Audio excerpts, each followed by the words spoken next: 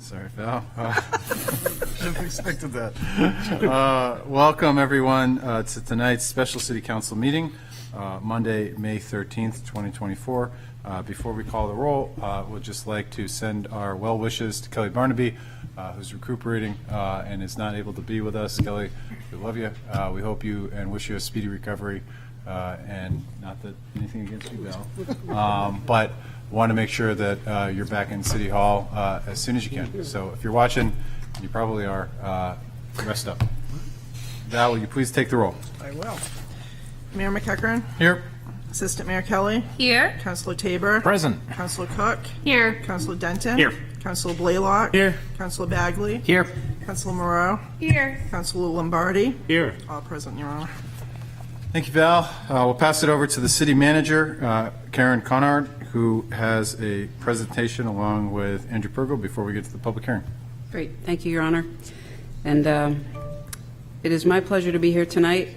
This is my fifth budget, and thank you for the opportunity to present to you on behalf of the staff what we've put together as the proposed FY25 budget.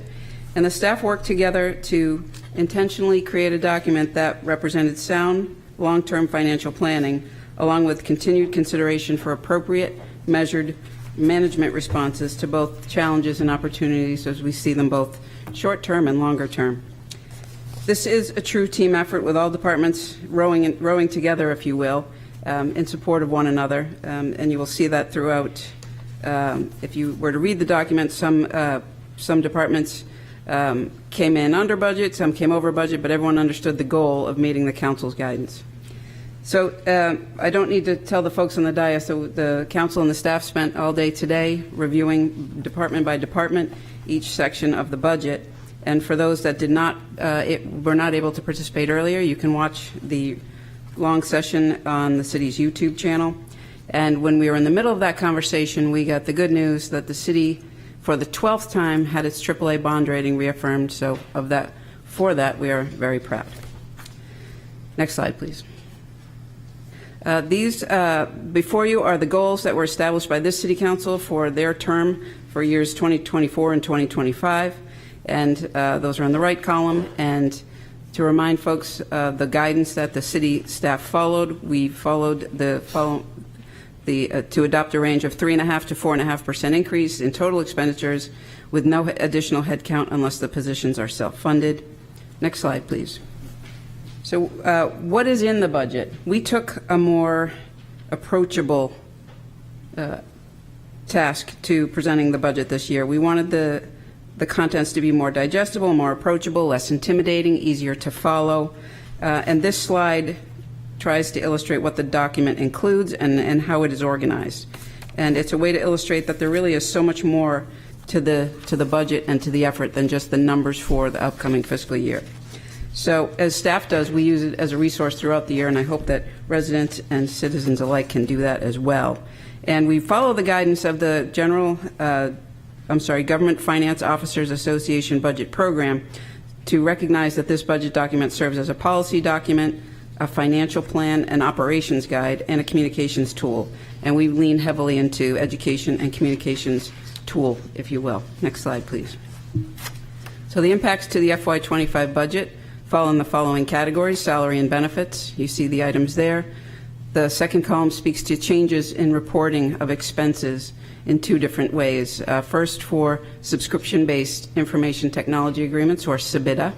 They used to be reported as capital, and now that we are making a shift from servers to subscriptions, we are reporting in a different fashion. The second change is in overlay to be more in line with other reporting structures, and it's specifically to the abatement portion, and we'll get into that when we see a slide further out.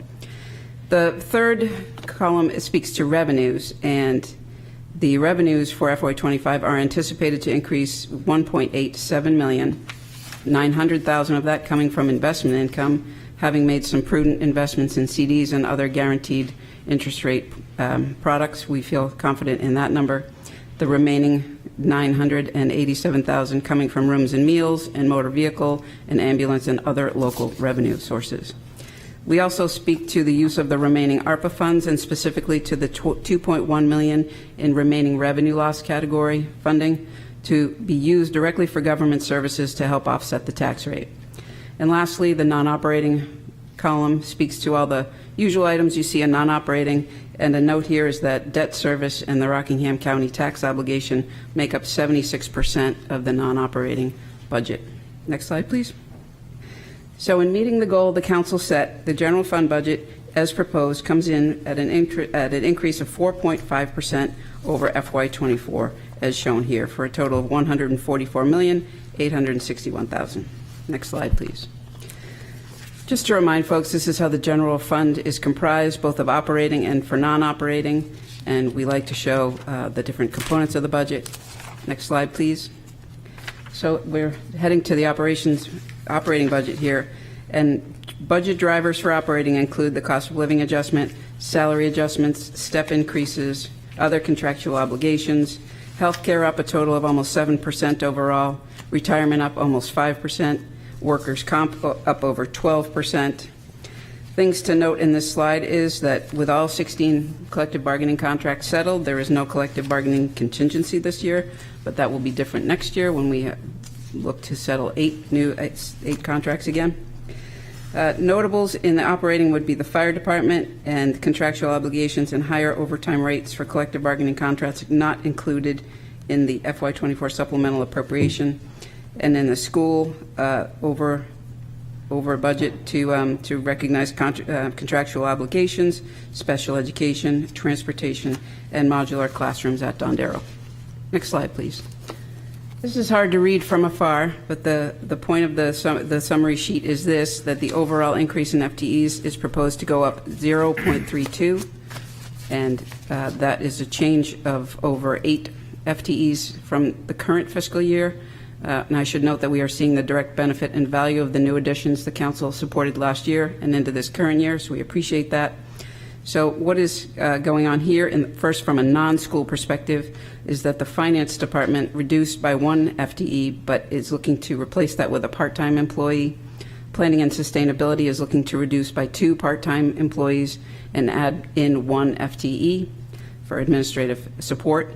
And 1 DPW employee moved from highway to parking to better align with his duties.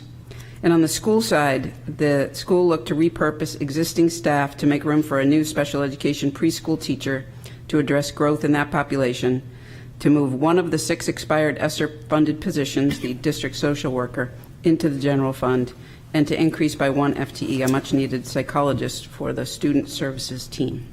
Next slide, please. Salaries and benefits is, when you're in the business of providing services, it's people, and it's really important people. And the salary and benefits make up 68.4% of the total budget. And in addition to some of the more obvious components of salaries and benefits, we wanted to give you a sense of what our employees do for one another and for our citizens by way of showing pictures of retirements, awards received, accolades, and innovative ways to provide services. Next slide, please. This is the cost of living adjustment slide. To note that the 10-year rolling average for the COLA is coming in at 2.69%, and you'll see that is the figure that represents the majority of the collective bargaining units. And of note, the 2.69 comes in lower than the Social Security COLA for calendar year 2024, which is 3.2%. Next slide, please. Now we're on to the non-operating budget, and here budget drivers include the abatement portion of overlay, which is now treated as a contra revenue or treated in the way that you are used to seeing the veterans tax credit treated. It does have the same effect in reporting, and so that is the change in $940,000. The other change of note is under other non-operating, which is where we see the SBITA, or the subscription-based IT agreements, having made the switch from non-capital, capital to non-capital. Next slide, please. This is our debt service slide, and the city has a 20-year history of coming in within policy always. There were comments earlier today, and there have been comments in the past that there's concern when you see the columns in the out years going above that 10% of annual appropriations toward net debt service. And we can show a history of always coming in well under that.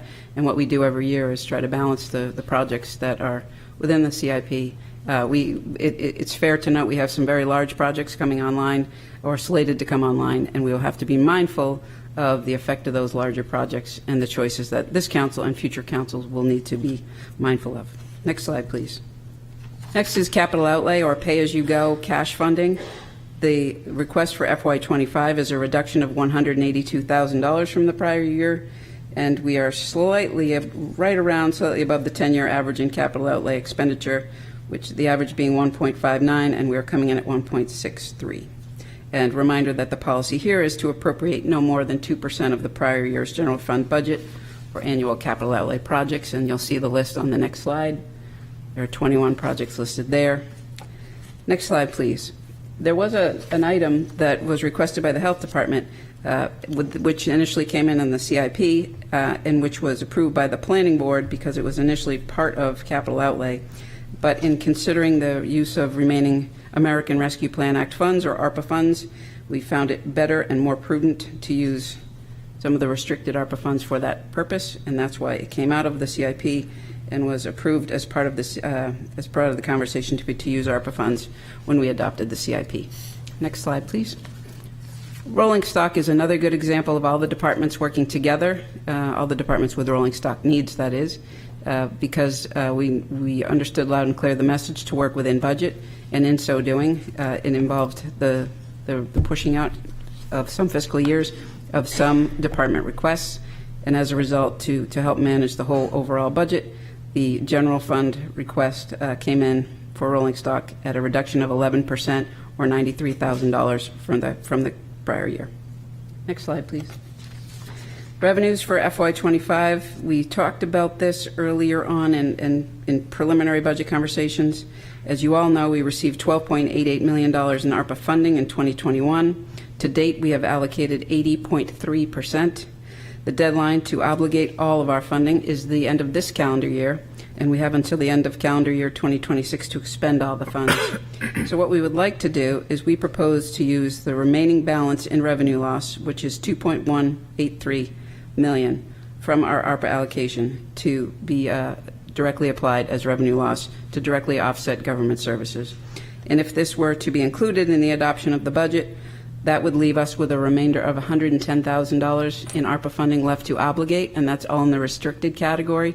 And we've talked with Health and Public Works, and we have a plan to identify projects that will use up the remaining ARPA money.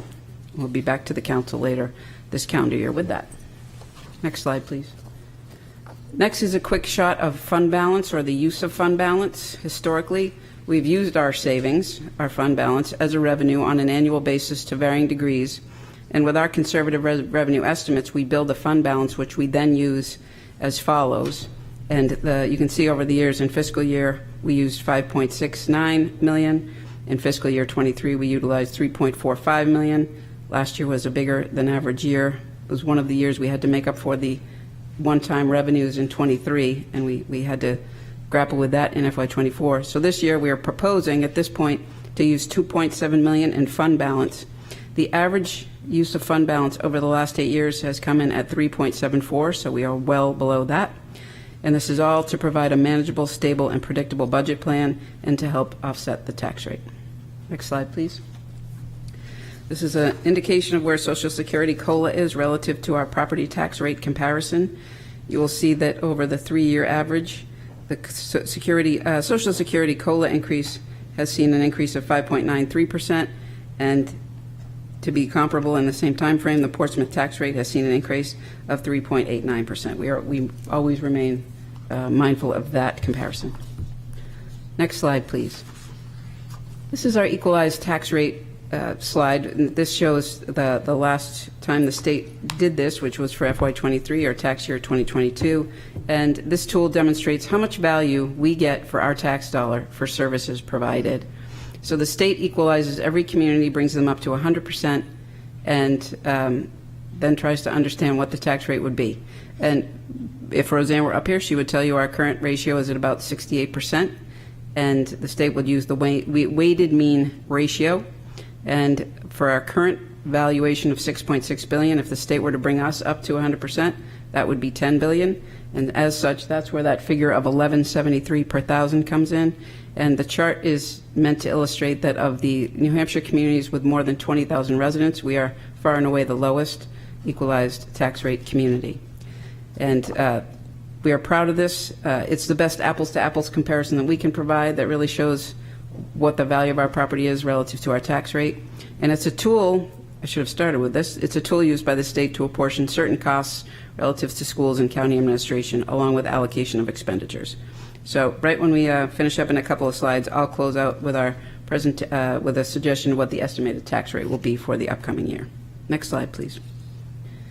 Next up, we're moving away from general fund. We're heading into enterprise funds for water and sewer, and the budget impacts are very similar for both. They include the inflation of chemicals and materials, the increase of project costs, regulatory compliance costs, and upgrades to existing infrastructure, of which we are always mindful.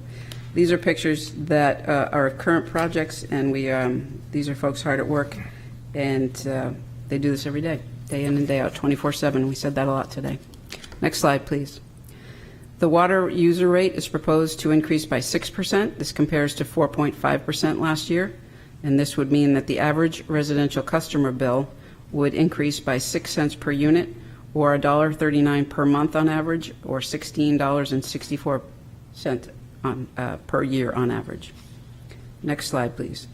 Similarly, sewer is proposed to increase by 5%. It was also increased by 4.5% over prior year. That would bring the average residential customer bill increase to 83 cents per unit, or $4.15 per month, or $49.80 per year on average. Next slide, please. The point of this slide is not to read everything from where you are, because that's awfully hard to do. But it really breaks down the way that special revenue funds behave, if you will. So in terms of parking and transportation, that special revenue fund provides $2.5 million to the general fund. The ones in the middle, in the brown color, all use some portion of funding from the general fund while they are looking to identify other funding sources as well. And community development on the far right does not interact with the general fund at all, but it is an important special revenue fund that provides very important services. This is a good document to have as a resource moving forward. Next slide, please. The conversation we like to have about parking is that among the many things it does and the many benefits it provides, and it's very well organized and very well run as an enterprise, even though it's technically a special revenue fund, is that it helps offset the tax rate. And this slide shows that it works to the tune of reducing the tax rate by 95 cents, or means an average annual savings to the median value household at $482,000 of $456. So that is a big support to taxpayers. The column on the left shows all the things that parking can support. That brings that 95 cents to light. And an important fact to note here is that all parking revenues paid represent 96% from non-residents and 4% for residents using Park Mobile. And this is a consistent percentage through all the years we have offered Park Mobile. Next slide, please.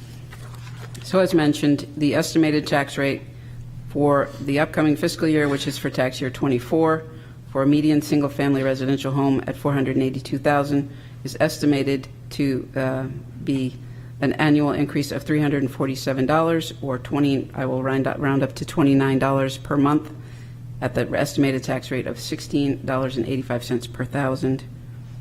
And our last slide reminds everyone of the budget schedule. We are at the middle green section tonight.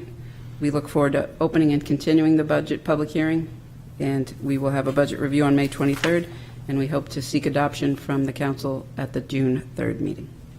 With that, I'll pause and take any questions. Any questions for the city manager that were not asked this morning? Thank you, Karen. Next up is the public hearing. We'll open the public hearing on FY July 1st, 2024 through June 30th, 2025 budget.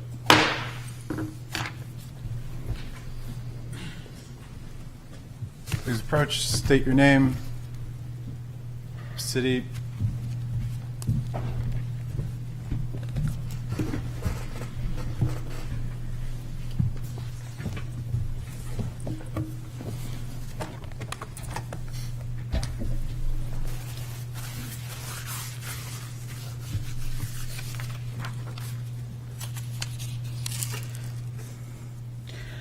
First of all, I'd like to say on Esther Kennedy, 41 Pitt Green Ave. I've been asked to say on Christine Lusky's behalf. She could not attend, but she's very concerned about the budget. I'm going to bring up the obvious. And, you know, you folks have spoken a lot about affordable housing. And I've shared with you that in order to have affordable housing, we have to have affordable taxes. As someone who is a renter, or who has rentals, when the taxes go up, the rent goes up. And you keep having the taxes go up substantially. You've gone up 14,973,000. Sorry. You've added 42.42 positions in your time on council. And tonight, we are faced with, now I saw the city manager's slide, but just looking at water going up 6%, sewer going up 5%, for a total of $66.69. And with the budget going up to the average person at $347.04, you are going up a total of $413.73. For a renter, that's a lot of money. For a homeowner on a fixed income, it's more than the Social Security went up for the most part. So I would just ask, do you really think about the budget? Now, I know you guys spent hours, and I'm sure this is the last place you want to be after being hours of listening to people talk about the budget today. And I appreciate some of your comments that you've made today. I do question, like Councilor Kelly, or Assistant Mayor Kelly, why we are adding Porta educator classrooms to a school. We do not know what our student population is going to be. We cannot predict what people are going to build unless you've already had conversation that have not been public. If most of these units going in are a 1-bedroom or 2-bedroom or a studio or a tiny home, that doesn't mean that there are going to be a lot of children there. So I ask, as someone who knows a lot about Porta classrooms, start my teaching career in one of them, they're hot, they're not appropriate for students. And if it's true, we're putting a student there and holding their class there the whole day, I feel sorry for them. In a Porta classroom, you're always, in many people's mind, second class. You're away from the library, you're away from the cafeteria, you're away from the gym, you have to walk in and outside. It's just not the way to go. So I would encourage you to look at options. I would encourage you to look at some of our other schools that might not be as full. But I think there needs to be a way to really ask the school board to look deep into this. I also am worried about the health insurance in the fire department. And the reason I'm worried is it went down.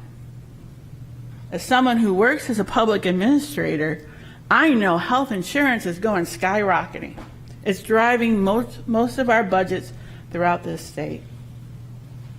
Why did it go down? I would hope that you would ask. The other thing, I look at the employees and the addition of the employees of 42.42, and I ask you, why is our contracted services going up? If we're adding more employees, that usually offsets something. Yeah, our population hasn't gone up that much. So what is it offsetting? So it usually offsets contracted services. And it hasn't. So you need to ask. I have said for years, when someone leaves, really look at why that position is needed. I don't think you should fire anyone. I don't think you should let go anyone. But you need to evaluate positions as people leave. And what are those departments? You're losing a lot in your accounting department. Did you have a conversation about it? Did you ask how the structure is? Is the structure current in time with what is going on in our world and our technology and our IA technology? Those are all questions you need to ask. And I would ask you to ask them. And lastly, I will finish up with thanking the DPW, because if you look at the budget, they only spent $209 on bridge repairs. I felt that quite interesting. I believe that might not be accurate, because I can't believe in the number of bridges in our community we spent $209. So I encourage you all, I know you've had a lot of budget today, and I know if you're not used to it, it can be hard, to really evaluate what our needs are and what our wants are. And unfortunately, I'm seeing a lot of wants in this budget. And the citizens, especially those on incomes, need to have you look at only what we need. Thank you. Thank you, Esther. Anyone else to speak to the budget?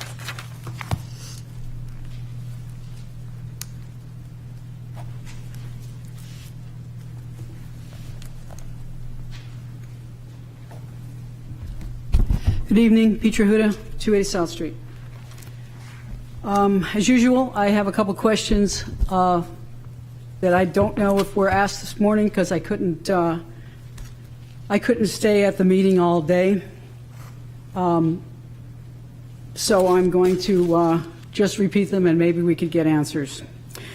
First question, I'll give you page numbers so you can follow along and understand what I'm asking and why. First question is on page 91. This is about the demographics. The population does not match the FY23 data taken from the same source in the PAFR. In the PAFR, we noted we had a population of 22,277. That is located on page 6 and 7. And in the demographics on page 91, you're saying that our population has increased to 23,102. So my question is this an estimate? And if this is an estimate, could you please explain how this was garnered? Next question, I just want to note the increase from FY23 actual to the FY25 proposed of the personnel is 42.42, as was previously said. The next question I would have is, I sat through the meetings where the City Council gave guidance on budget increases. The City Council's guidance, I believe, was 4.5 increase. And as the City Manager went through her meetings with different departments, I believe she was asking for only an increase of 2.9. So my question to you is, why is the fire department coming in at 11%? And have you asked the questions on this? And how are we going to handle that? That's a lot. Of note in that fire department budget is the overtime. Last year you budgeted about $1 million, and this year they're going to budget. They're asking for the same. So, have questions been asked about that already? I wasn't there this morning in your of the council, for the council, and by the council meeting I wasn't there, I wasn't able to attend. The next thing I'd like to call to your attention, I'd like to go back to FY23 and note what was requested for a budget and paid by the taxpayers was $132 million. What was actually spent and actually needed to run the city was $129 million. This gave us a $7.2 million surplus. This went back into the general fund. It did not go back to the taxpayers. And I know we're looking at some positions, especially in fire. I don't know about fire or police, but police had positions in there at that point in time that were not filled, which actually means that the taxpayers paid for positions that weren't filled. That money went back into the general fund. We didn't get it back. And now I do believe they're still asking to fill those positions, and they're still asking for money, which they should be. But please keep that in mind. I do believe that the amount that they gave back was right around $675,000. So the two numbers I'd like you to remember there is you got back a surplus of 7.2. You're asking for 6.2 here. If I think about this logically, we're covered as taxpayers. We shouldn't have to pay you anymore. It's already in the general fund. Keep that in mind, councilors. Next thing I'd like to talk to you about is the school. So a question was asked this morning about what our enrollment was in our various schools in Portsmouth. Actually, all of this information has shifted from our reports that were previously here to the Department of Education website, which has a whole bunch of statistics in there. The number I want to bring to your attention is a decrease of 38 students across the board in Portsmouth. It's on the site. Look for yourself. So based on that, as I was listening this morning, and you can tell that your PEEP number of students was decreased by 5. And the next thing I heard was they want to add another teacher. So my question to you, and please ask, is since we have a decrease, not anticipating any other increase in population for this year, can we justify adding another teacher? Or should we have a transfer or a relocation from another school? As was previously mentioned, I thought the questions this morning by the assistant mayor were fantastic on the classrooms. And I think the justification for those, for me, it wasn't acceptable. And to rearrange and reallocate the funds would be more acceptable. And please think about what it would be like for a student to have a classroom only in those two private buildings. Let's see. Next thing I would like to talk to you about is information technology. As the city manager explained, we had a new GASB, which is accounting terms, and we had to comply with. So the amount that was moved out of your budget, your operating budget, and into non-operating was $788,639. So if you add what the request was and what they moved over, that's a 29% increase in what was projected for last year. So my question would be, how is this calculated? I looked up the facts on this. I don't completely understand it, but this is something for you to think about, because everything that was explained to us previously said that this would be going down, and this means that the cost is going up. It's just located in a different place. And on that, my question on the information technology, I know you're looking at a new finance system, and my question is, who will be evaluating for this, and What vendors will you be looking at, and at what point in time are you going to let the public know on this? Because there's a lot of us that are interested and have a lot of experience in this and might be willing to help.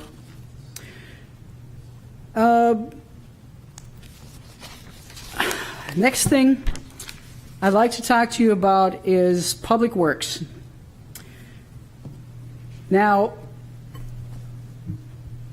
in Public Works, and this is, Peter will know because I ask him about this every time, on the snow removal. We had regular snow removal, and this is FY23, and I don't believe the snow accumulation went up last year. We had snow removal, we had budgeted $105,000, we only spent $44,962, and then we had overtime of $79,000. Now, my assumption is that this is for the whole city. So the question would be, you're transferring other money from parking to cover this of $300,000. So do we really need $300,000 coming out of the parking fund? Next one that I have a problem with, and I don't know, Peter, I found this one, and I look for this one every year. But this year, it's on page 327. This is the tree program.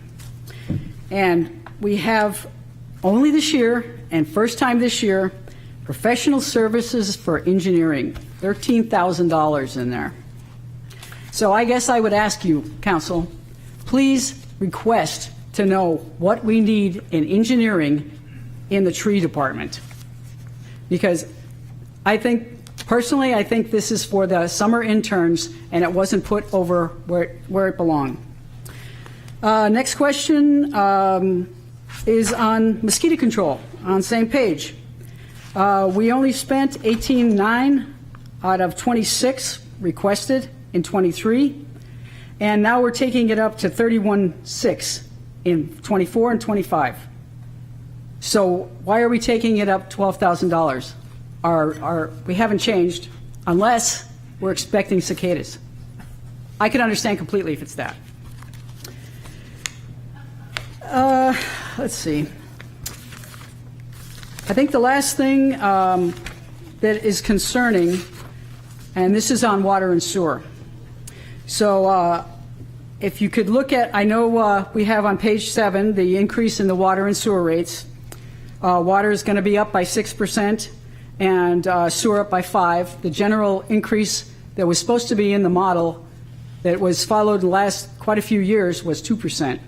So I'm wondering why we're up by triple. That was the first question. Then I'm looking at the revenue expectations here, and they're a little concerning because the budgets are going up, saying that we're going to get more revenue, we're expecting more revenue than we previously had in the actuals. And both of these funds are the same. So that would be another concerning factor to take a look at, that we don't end up having the model not updated and that the increases to the taxpayers are going to be even more.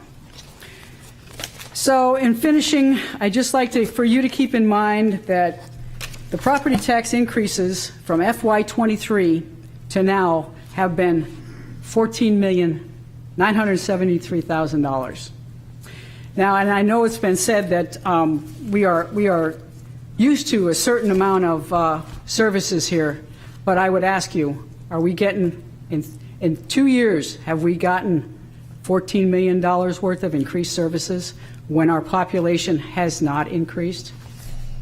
Thank you. Thank you, Petra. Anybody else?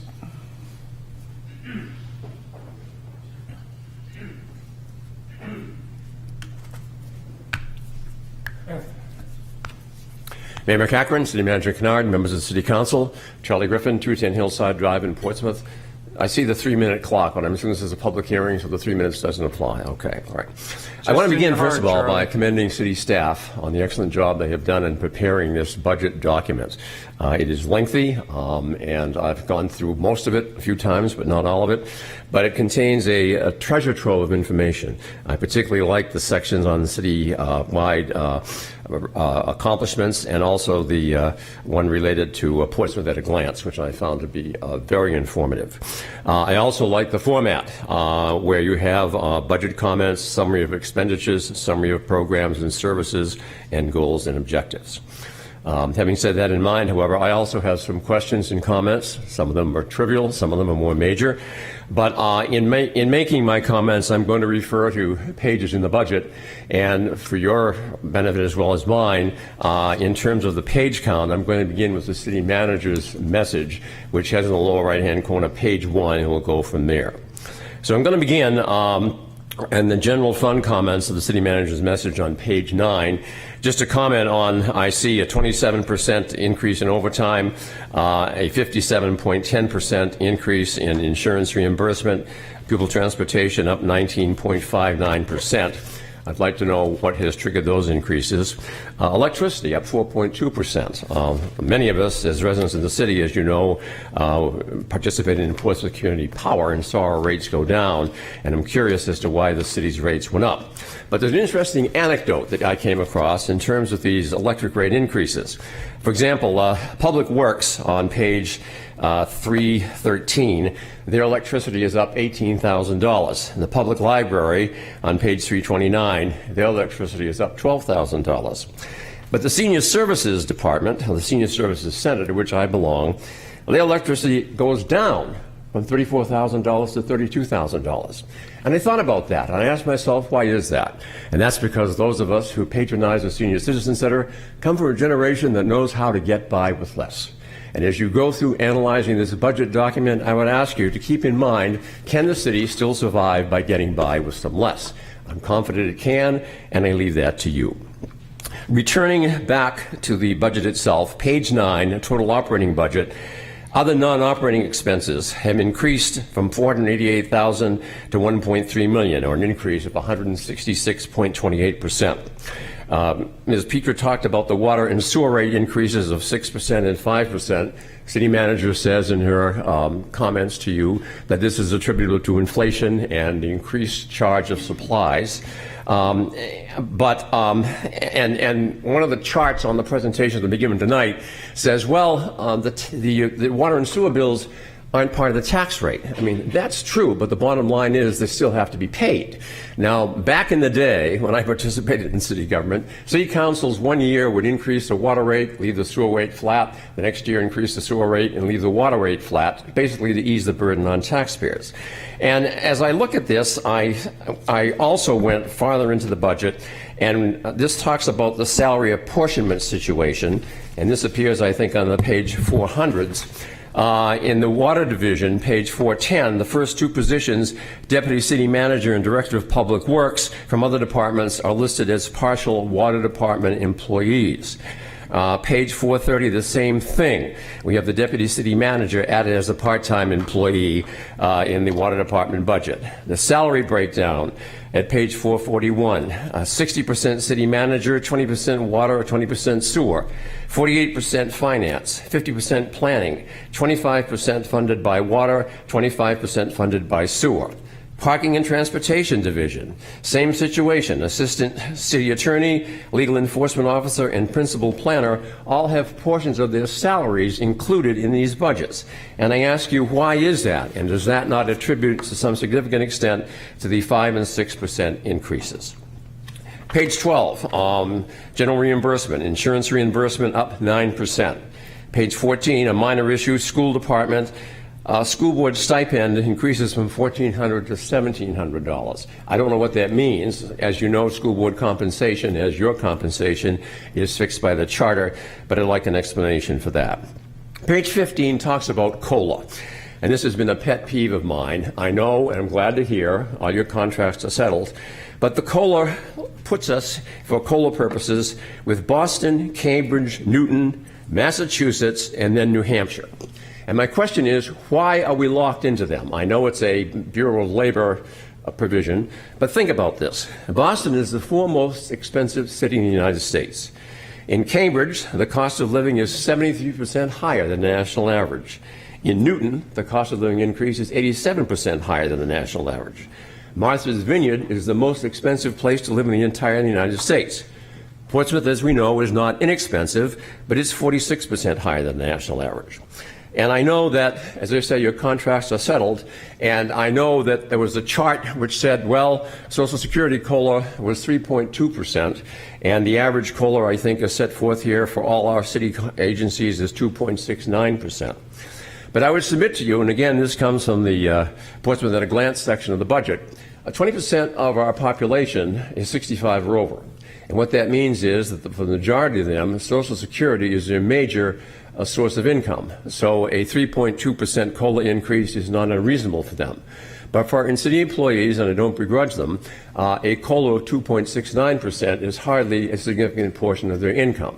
And I think any little reduction in this area would be helpful, and I'd ask you to consider that as you go forward. Back again to the budget itself. Page 21, non-operating budget. There's funding the McIntyre settlement final payment last year of $500,000. And I guess my question to you is this really the final payment? Or is this simply the final payment on McIntyre, what I refer to as Phase 1, the city's unsuccessful attempt to acquire the McIntyre property from the General Services Administration? My understanding is we still have some lawsuits that are pending, and is anything being set aside for the expenses of those litigations, or if the city is required to pay something, how will that be funded? Portsmouth at a Glance, I said, was excellent. I've talked about that before. Page 95 talks about an equalized tax rate, Portsmouth being at 1065, and the other communities in the state. I'm not quite sure what that means, but I would like you to explain that at some point. Page 129 talks about property valuation, and it says for fiscal year 2025, the 2024 City of Portsmouth is conducting a statistical-wide evaluation. And the city manager has indicated a possible tax rate increase of $16.85. And we all understand that's tentative because it's the New Hampshire Department of Revenue Administration that makes the final determination. But the other thing, and I raised this before with you in an email, is of course we're undergoing a revaluation, and the city assessor's website says that the tax bills going out in December will reflect the new valuation. And that, to me, is going to impact the tax rate. There's a chart at page 94 that shows how tax rates have gone down over the years as the city has implemented a revaluation. And so I'm questioning as to how much reliance we should put on the tentative $16.85 tax rate. Page 143 talks about the statewide education property tax. And I guess my question is, what is the long-term lookout for that? My understanding is there's a court case pending possibly to reinstitute it, and some information as to what the possible impact on the city of Portsmouth would be if that were the case. In your budget, page 187, there's a line item, other benefits, $1,305. I'd like to know what that is. Going down to page 239 under General Administration, unanticipated expenses of up to $42,000. What are those? I've previously talked about the situation with respect to electricity. As far as the school department budget is concerned, I'm not going to talk too much about the numbers, and it may not be really in your bailiwick, but there's a series of charts that are included there that shows the situation with respect to various test scores statewide. And on page 380, it says the 2023 Mathematics State Assessment Proficiency, and it indicates a proficiency drop-off of 78% from grade 3 to, I think it's 51% in grade 11. And the same thing with the 2023 Science State Assessment Proficiency, which goes from 58% from grade 5 to 52% in grade 11. And the same for the science year-over-year comparison, which drops off from, there's a drop-off from grades 8 through 11. And I guess my question is, for $64 million, why are we finding the state assessment scores go down as students advance through the system? I would expect they'd go up or at least remain the same. Finally, another trivial item, page 385 under the central office, extra day for a clerical and custodial, $500. Not sure what that is all about. I previously talked about the water, sewer, and stormwater situation. and my concerns as to why salaries are apportioned among those various departments. So I think that pretty much concludes my comments to you. In making my comments tonight, I tried to keep in mind the words that the old Yankee gave to a citizen when he was speaking at town meeting, and said, what's the key to speaking effectively at town meeting? He said 3 things: stand up, speak up, and shut up. I've stood up, I've spoken up, I'm going to shut up. Thank you for your consideration. Thank you, Charlie. Tough act to follow with that. Public hearing is still open. It will be continued to June 3rd. If no one else rises.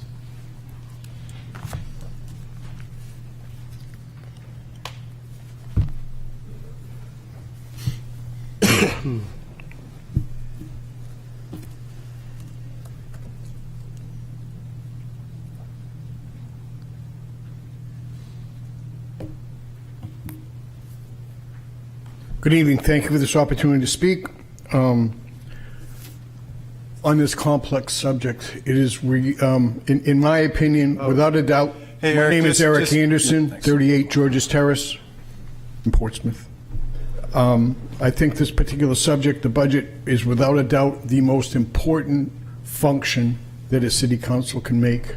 There's a variety of issues during the course of the year, but this is one of the most important. So I hope I trust and that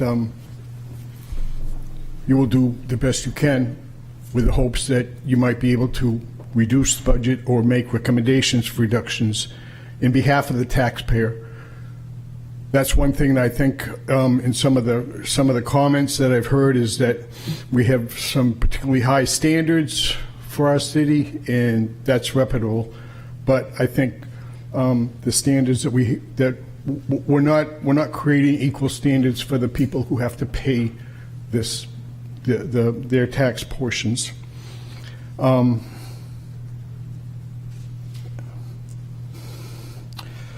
You think here, it's an observation that I've made. You know, the previous speakers really went through this thing page for page, and I think their recommendations are naturally valid. On somewhat of a line item basis, and they looked at it much more thoroughly, I think, than I did. But here I am speaking in behalf of this particular subject. And what I noticed as a trend is that there's some consistency with the fact that the annual budgets seem to be overestimated when you finally get down to what's actually spent. And so there's a difference between the projection and what's actually spent. And the difference always goes into the undesignated fund balance. Without complete access to the next year's tax process. Although there is a recommendation, I think there's 2-point-something million out of the fund balance that it's going against this year's, tax rate. I would make an observation also that for the ARPA funds, this is a one-time expense that we're fortunate to have, but we're going to use the rest of the ARPA funds as a one-time expense this year against the budget.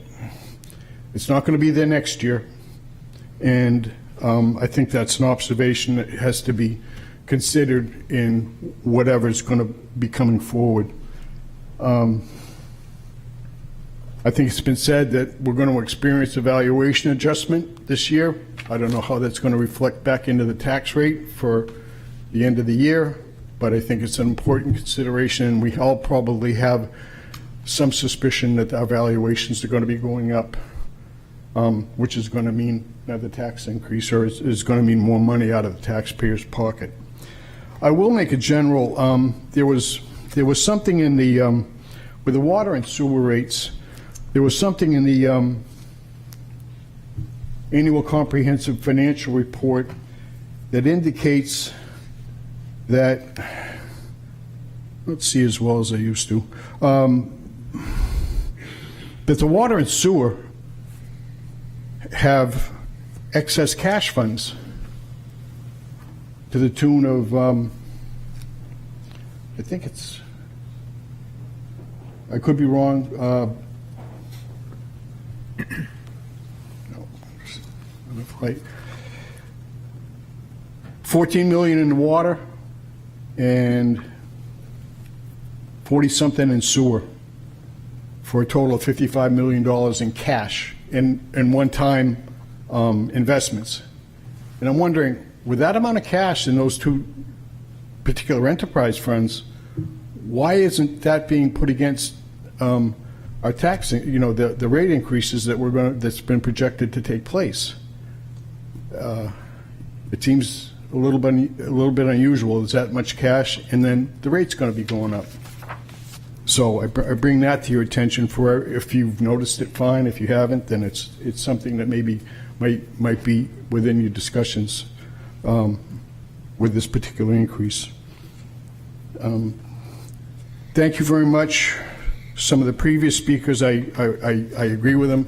They've done a much more comprehensive, page by page analysis of the budget, and I think their recommendations are in order for your consideration. Thank you. Thank you, Eric. Any other speakers rising? Okay, none on Zoom. We will wait.